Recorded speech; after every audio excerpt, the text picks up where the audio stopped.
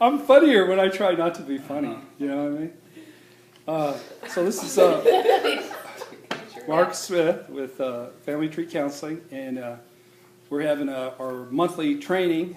Say hello, everybody. Hello. We're going to be talking about Imago therapy. Last month I went to a couples retreat put on by Dr. Bernard Baca, and he has an office in Broad Ripple. And I was really impacted by it. Got some really good quotes that I wanted to share. I want to start with a poem, oddly enough, by Rilke. For one human being to love another human being, that is perhaps the most difficult task that has been entrusted to us, the ultimate task, the final test and proof, the work for which all other work is merely preparation. Loving does not at first mean merging, surrendering, and uniting with another person. It is a high inducement for the individual to ripen, to become something in himself, to become world in himself for the sake of another person. It is a great demanding claim on him, something that chooses him and calls him to vast distances. Rilke from Letters to a Young Poet.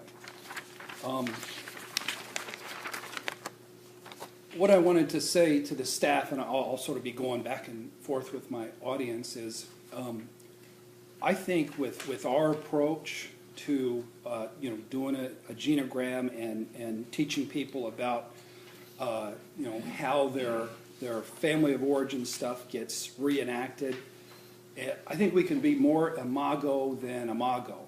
And what Imago is it's a brand of therapy by Harville Hendricks that's really worldwide, and excellent book. Probably the best book ever written on marriage counseling is Getting the Love You Want. So the reason that I say that is I don't know who all has been to an Imago therapist, and they're great, and they have, I think, a tremendous sort of treatment model, but I'm talking more about assessment.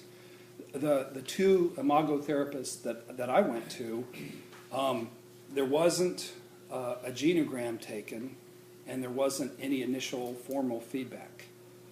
What they do is they have you read the book, Getting the Love You Want, and sort of figure it out for yourself.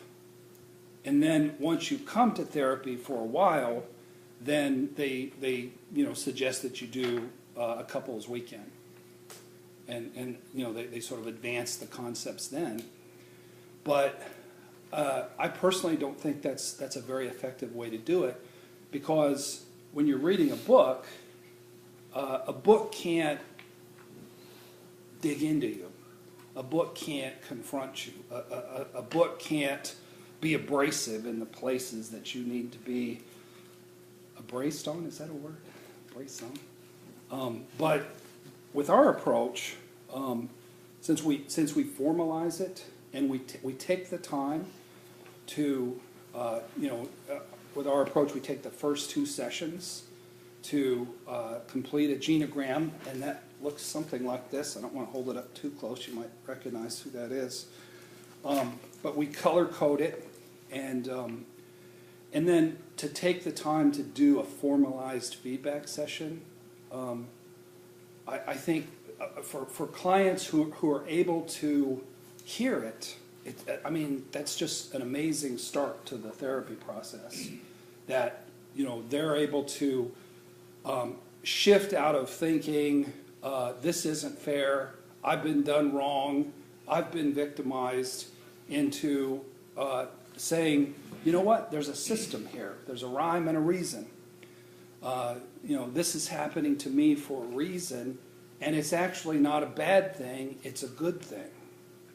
Because when people come in, that isn't how they're thinking. They're clearly thinking it's a really bad thing.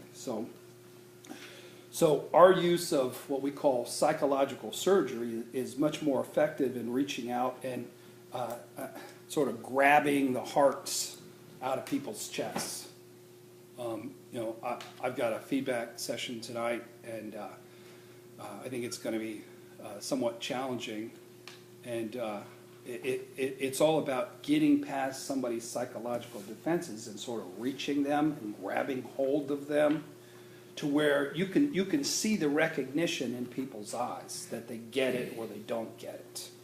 I don't know if you guys have ever had this where you're doing a feedback session and somebody's not getting it, and they have this glazed look in their eye. Jerry's never had that. Jerry is our super therapist, and he, of course, hasn't had those difficulties. But, I mean, that's a bad feeling when you're doing the best you can to communicate something that you know is true and you know would make a world of difference to the couple, and you see that glazed look in their eyes. For whatever reason, they're just not able to get it. With our approach, I would say, you guys tell me, with the people I work, I'd say probably 80% of the people get it, where they're really impact. I mean, some get it more than others, but 20% they just don't get it at all. So is that about the right? Could somebody go check on? Could you check on Paul? Is it him yapping out there? I think he's got issues out there.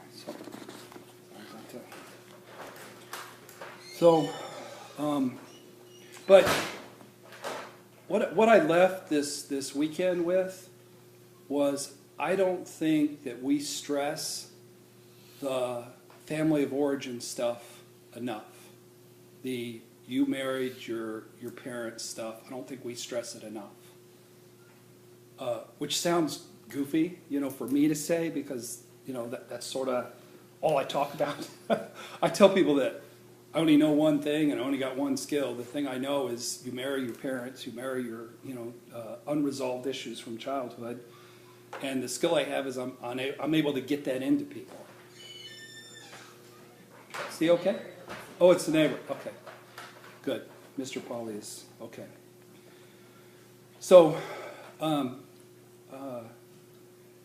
I don't think it's possible to stress the you married your issues paradigm enough. I really don't. Why are you guys laughing at? So here's a quote that I got from Baca that really impacted me. What we do in our culture is we blame our partner rather than seeing them as a tremendous asset in the healing process. And our neighborhoods blame the partner. Our church members blame the partner. Our in-laws. A real common thing that happens is somebody's spouse will have an affair, and then the wife gets on the phone and starts calling the in-laws and calling her family and calling friends. And I've even had people start using Facebook a little bit to communicate. It's like the new form of publicly shaming somebody. So it takes a lot of reframing to shift a wife who feels really bitter, or a husband who feels really bitter, from seeing their acting out addictive spouse, that they saw them as just being an ass, and we're saying, no, they're an asset. They're an ass, but they're an asset. They're here to help you. They're here to heal you. And it's a good thing. A lot of times in group I'll say that. I'll say, and maybe it's how I present it, but I say, well, you should be thankful for the pain that your spouse brings you. And I always get dirty looks and scorn. Yeah, right. Yeah, right. But I really mean it. That we focus on the behavior as if it is some anomaly. It is as if it is something that's just out of the blue, that's done wrong to us. And we recruited this person into our life to do what they did. This is a quote from Harville Hendricks, and he says, "The intentionally conscious couple, they make a decision to see couplehood as a growth and healing journey." So, in our culture, we see marriage as a place where you can be happy and get your needs met. Marriage is not a place to be happy and get your needs met. Marriage is a place to reenact your family of origin wounds and experience pain. But the couple that's able to commit, their way through that and both do the work, they can get to a place where they're able to, start meeting some of those needs. Another thing that Baca said that I really liked was, ultimately, not a huge amount gets fixed in a marriage when all is said and done. And that seems weird for a marriage counselor to put that on a video. So, you're going to spend all this time and cry all these tears, spend all this money, and guess what? You're not going to really get that much better. But therapy works really slowly. It's not something that happens quickly. It's something that happens really. Initially, what can help a lot is changing how people think. That can happen quickly, and that can make a huge difference in helping people, understand what's going on. But actually becoming a different person and fundamentally being different, that takes years and years. It really takes a lifetime. So he said, you have to get to the point of accepting who your spouse is. And ironically, that's the point when they begin to give you what you want and what you need. And really what that is, when people come in and they're like all high and mighty and sort of preaching down to the other person, is they see the other person's dysfunction, but they don't think they're that crazy. I'm not that crazy.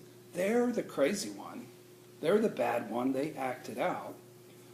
But when you get to a place where you can accept who that other person is, it also means accepting and having awareness into your own flaws, your own dysfunction, your own brokenness, and really squaring off with who you are and where you came from. If you came from crazy and you married crazy, guess what? You crazy. I like that quote because it's about sort of making peace with who you are and making peace of where the other person is and who they are, and that sort of takes the pressure off. You're not trying to squeeze blood out of a turnip. So another thing that I liked from this weekend, there was a quote where Baca said, when you notice your spouse's control, you see it as they're doing something to you to hurt you. And he said what it really is they're trying to do something to produce safety for themselves. That's all they're trying to do. They're trying to make their life safe. They may not really see how it hurts you, but their agenda isn't really to hurt you. Their agenda is to sort of contain their own pain, contain their own anxiety, and make it safe for themselves. So I thought that was a really cool little nugget of what we call at Family Tree, we call being plus or positive and viewing something without judgment. And there's way too much judgment with couples, between each other, and like I said, in our culture as well. So, for you guys, I want to encourage you guys, the blue sheets that we have out in the waiting room, the ones on marriage. Most of them are the same article. There's like 15 of them, and I say the same thing in every article. I just sort of rehash it or repackage it in a different. I try to be cute with it, but for couples that are at that point where they just had their feedback session, let them assign them to read 3 or 4 of those, because that'll hit the crux of the paradigm shift that we're trying to affect. And really, there's 3 books that I encourage everybody to read, and that's The Getting the Love You Want by Harville Hendricks, Healing the Shame That Binds You by John Bradshaw, and The Journey from Abandonment to Healing by Susan Anderson. In today's world, there's not too many couples that don't have either shame or abandonment. Those are huge issues. And then I would also, this concept of what marriage is, what relationship is, it's so deeply ingrained in our culture that marriage is a happy place, is a fun place. I don't know that I could sit through a wedding ceremony, a traditional wedding ceremony, without throwing up these days. Because it's just so much fairyland. It's so innocent and naive. I think I'd have to stand up and say, this is horseshit.